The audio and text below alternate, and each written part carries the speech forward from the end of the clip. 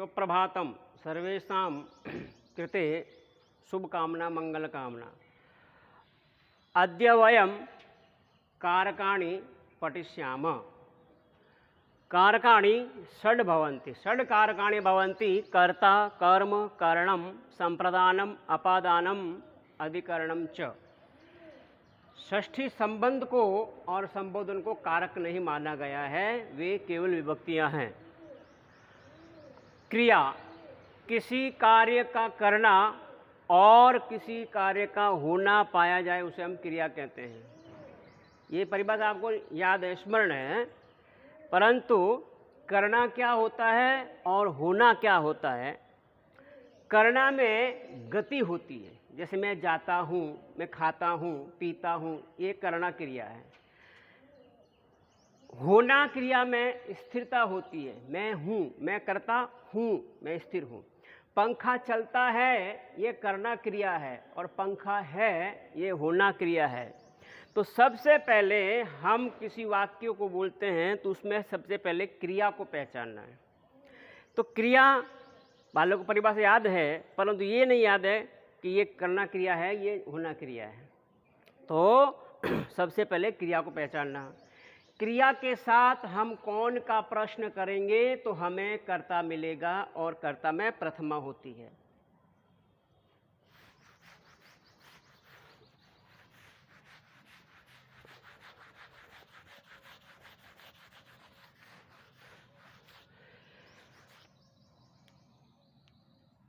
राम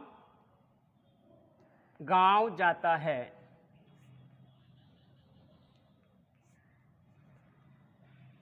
तो सबसे पहले हम क्रिया को पहचानेंगे, तो क्रिया है जाता है। इस क्रिया के साथ हम कौन का प्रश्न करेंगे तो कौन जाता है? राम जाता है। तो राम कर्ता हो गया, और कर्ता प्रथम पुरुष का है और एक वचन का है, तो क्रिया भी एक वचन की हो जाएगी। रामः ग्रामं गच्छति। रामः ग्रामं गच्छति। तो यहाँ गच्छति, कः गच्छति प्रश्नं भवितुं शक्यते। कः गच्छति?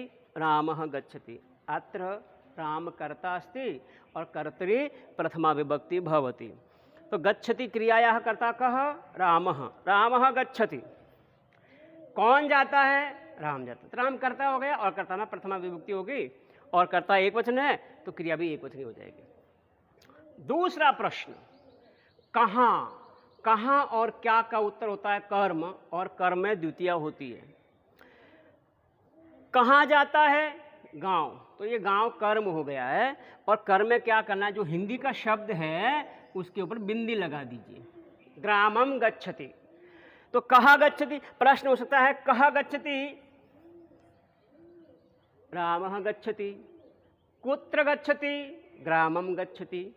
तो जहाँ कहाँ और क्या का प्रश्न होता है वो कर्म होता है, और कर्म में बिंदी लगा दीजिए।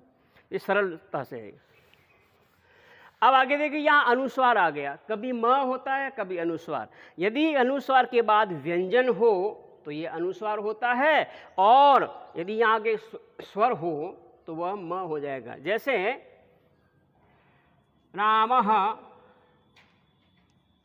ग्रामम अगच्छत। तो यहां स्वर आ गया, इसलिए म हो गया। यहां भी हो सकता है रामो, रामो ग्रामम गच्छति। राम गांव जाता है। इस प्रकार कर्ता में प्रथमा होती है, कर्म में द्वितीय होती है। कर्ता में संबोधने च, और संबोधन में भी प्रथमा विभक्ति होती है।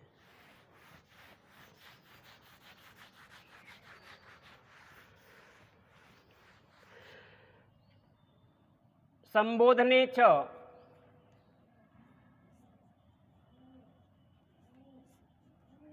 अर्थात संबोधन में भी प्रथमा विभक्ति होती है। दूसरा है प्रातिपदिकार्थ लिंग, परिमाण, वचन, मात्रे, प्रथमा।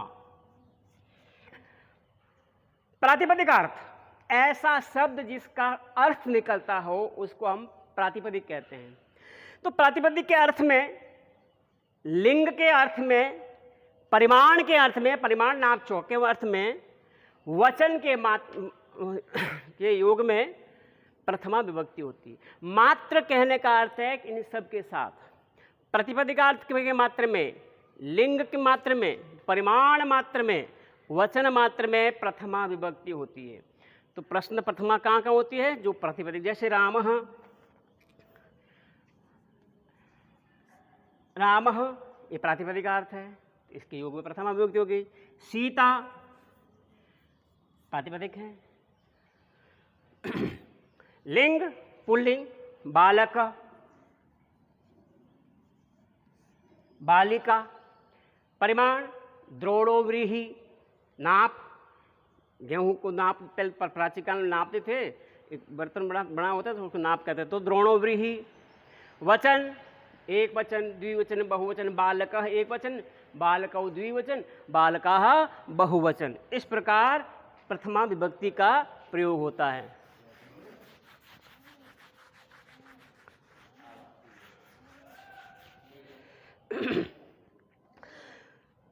कर्मवाच्य में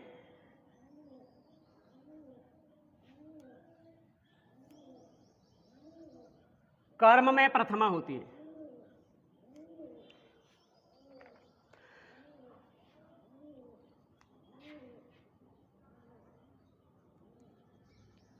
प्रथमा कहाँ कहाँ होती है?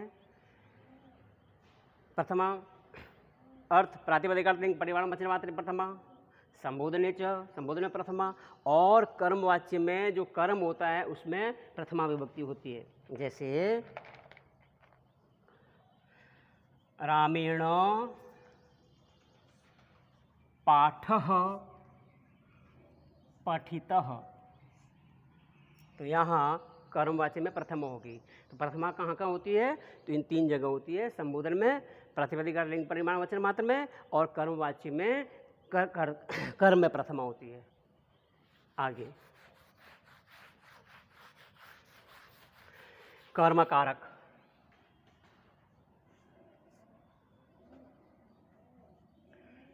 अभी मैंने सरल पर बताया था आपको कर्म किसे कहते हैं। जहाँ कहाँ और क्या का प्रश्न उठता है उसको हम कर्म कहते हैं, और कर्म के योग में द्वितीय विभक्ति होती है। दूसरा अभितः, परितः। अभितः का अर्थ है के दोनों ओर,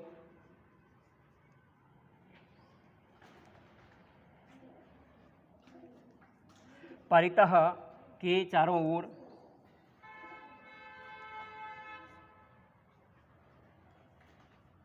समया और निकषा के पास, हा खेद सूचक शब्द है, प्रति की ओर, अनु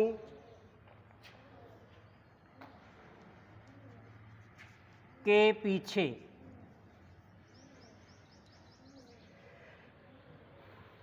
अभितः के दोनों ओर, परितः के चारों ओर, समया निकषा के पास, हाँ खेद सूचक शब्द है, प्रति की ओर, और अनु के पीछे। इनके योग में द्वितीय विभक्ति होती है। यानी कि का के की में षष्ठी होनी चाहिए थी, पर ये का के की इसमें षष्ठी न हो करके इस सूत्र में द्वितीय विभक्ति हो गई। उदाहरण के रूप में देखिए, गांव के दोनों ओर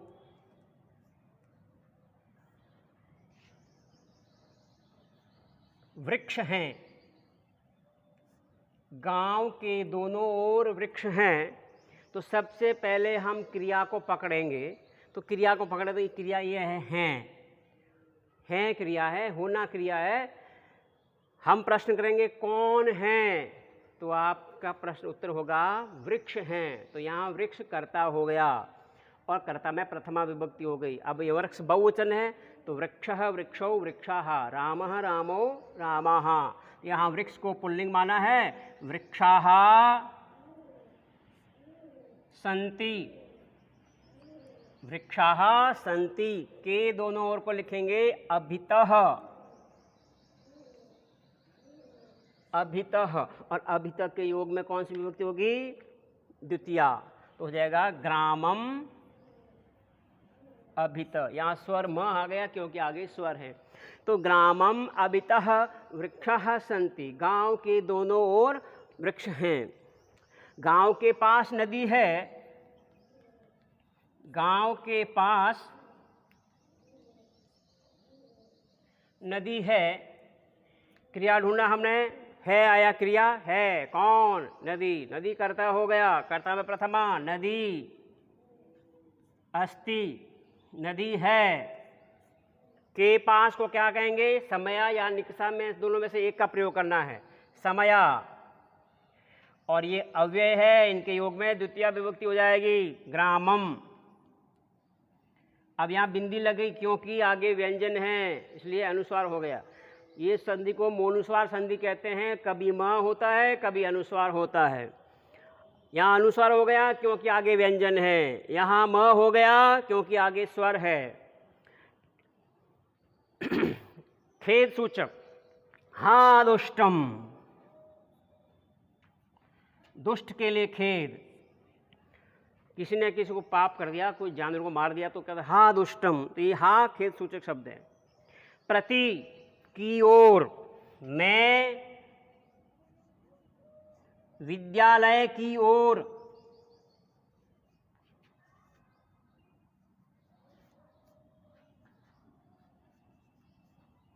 जाता हूं,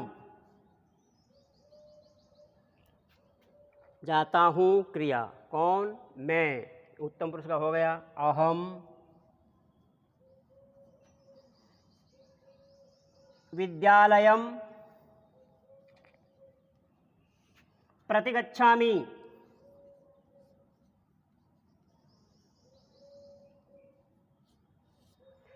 यहाँ व्यंजन है, अनुसार हो गया अहम ग्रामम विद्यालयम प्रतिगच्छामि।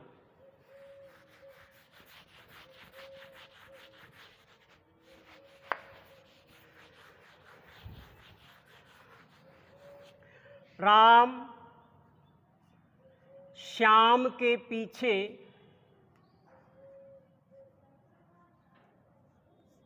जाता है। अब आप राम श्याम के पीछे जाता है, क्रियापद है, जाता है, कौन? तो कौन का उत्तर हो गया राम। तो राम कर्ता हो गया। श्याम भी है, तो कुछ लोग कहेंगे भी श्याम भी कर्ता हो सकता है, नहीं। जाता है कौन? राम जाता है, तो राम कर्ता हो गया रामः।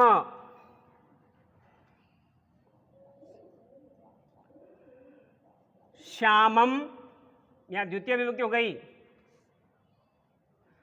अनुगच्छति, रामः श्यामम अनुगच्छति। इस प्रकार ये द्वितीय अव्यय हो गए। अब आगे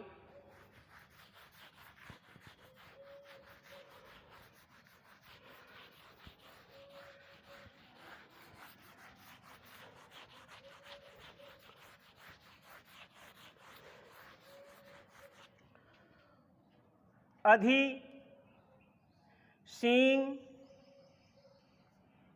स्थासाम कर्म। इसमें तीन धातु है। सी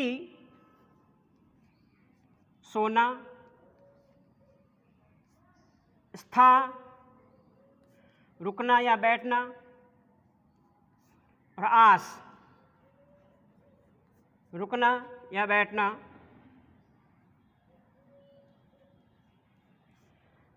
सी सोता है कहाँ, तो ये आधार होना चाहिए, कहाँ सोता है, पलंग पर सोता है, तो वहाँ सप्तमी विभक्ति होनी चाहिए थी। अगर अधिक का प्रयोग नहीं करेंगे तो क्या हो जाएगा, सप्तमी विभक्ति हो गई कि स पर्यंके शेते, तो यहाँ इसकी आधार संज्ञा हो गई और आधार में सप्तमी विभक्ति होती है, आधारो अधिकरणम, सप्तमी विभक्ति हो गई। स पर्यंके शेते, वह पलंग पर सोता है, परंतु इस शेते के पूर्व में हम अधि का प्रयोग करेंगे तो अधि भी सप्तमी का बोधक है, अर्थात एक तलवार म्यान में दो तलवार नहीं रह सकती, सप्तमी विभक्ति भी होनी चाहिए और सप्तमी का बोधक भी, ऐसा नहीं चलेगा, तो दोनों में एक चलेगा। या तो शेते का प्रयोग करेंगे तो यहाँ सप्तमी हो जाएगी और इसके पूर्व अधि का प्रयोग करेंगे तो वहाँ द्वितीय विभक्ति हो जाएगी। रामः पर्यंकम अधिशेते,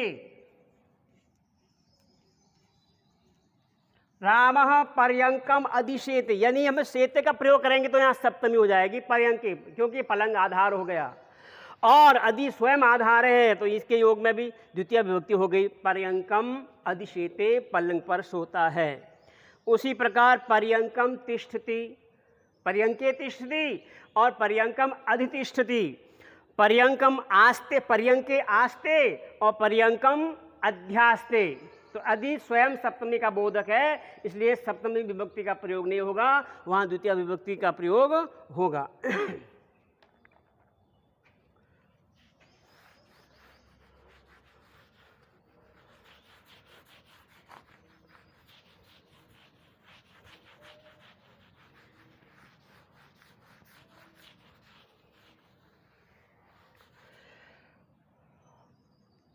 अभिनिविशश्च,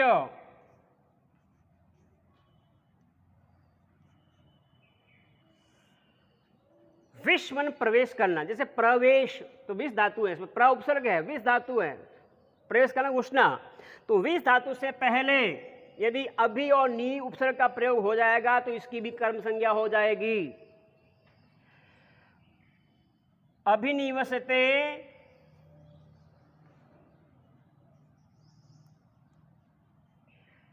सन्मार्गम,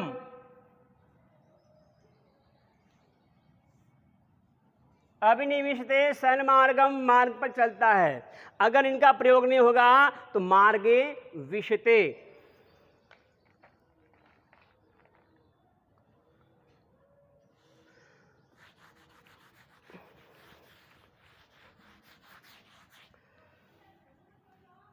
उपान्व ध्यान वसह,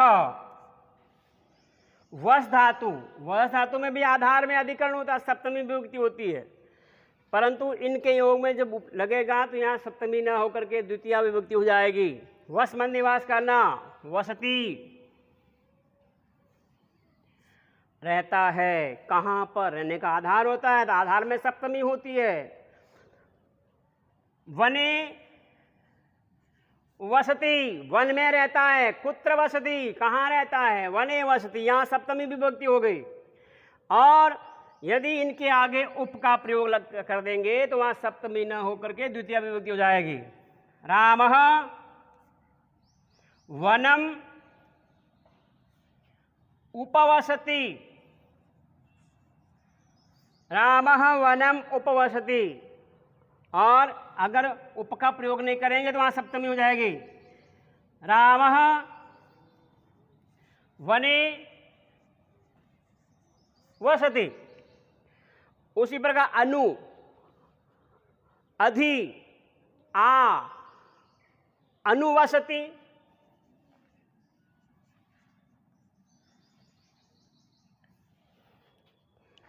आवसति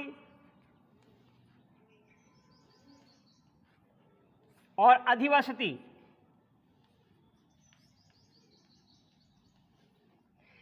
इन उपसर्गों का प्रयोग होगा तो वहां सप्तमी न होकर के द्वितीय विभक्ति हो जाएगी। यदि वन में उपवास करता है। अगर कोई व्यक्ति वन में जाकर के उपवास करता है, एकासना करता है, व्रत करता है, तो वहां सप्तमी हो जाएगी। रामः वने उपवसति। अब यहां सप्तमी हो जाएगी, क्योंकि यहां ये उपवास करता है, रहना नहीं है, उपवास करता है, एकासना करता है, भोजन नहीं करता है। तो रामः वने उपवसति, तो यहां सप्तमी हो जाएगी। तो इस प्रकार एक कर्म का प्रयोग हो गया, कर्ता और कर्म।